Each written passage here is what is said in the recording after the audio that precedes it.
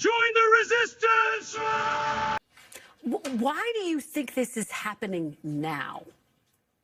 I think the seizure of the tanker might have been opportunistic, or they may have been looking for some other way to ratchet up the pressure on Maduro rather than airstrikes or putting troops on the ground. And I think the lawful seizure of this tanker was a very, very good move. That was General Wesley Clark, who was the former NATO commander. And I agree with him. The seizure of this oil tanker last week was not illegal.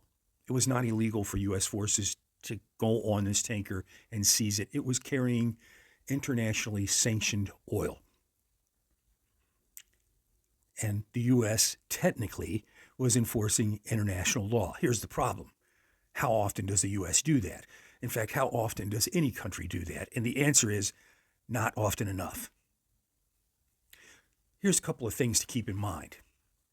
Russia is swimming in crude oil, and Venezuela is a very crude oil wealthy nation. Both nations are under sanctions. Venezuela produces a heavy crude oil. Russia produces a much lighter crude oil. Russia exports its lighter crude oil to Venezuela so that in turn Venezuela can dilute its heavy crude and sell on other markets. They both kind of need each other. It's what we call a strategic partnership, and it's part of the reasons why we have sanctions on Venezuelan crude oil. You with me so far? But here is a big question.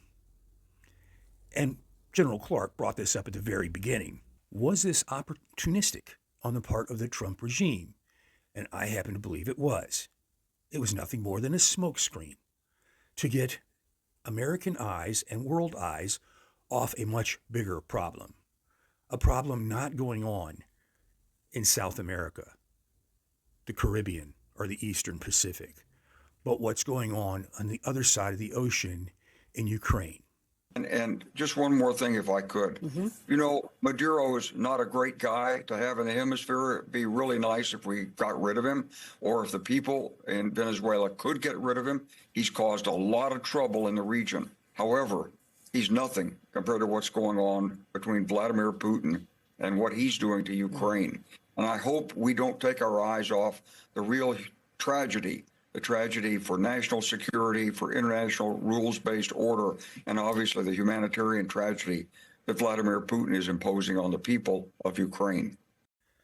And that, to me, is why this whole dog and pony show going on in the name of the thousands of Americans who die every year because of drug overdose, and we need to protect our people, is such bullshit.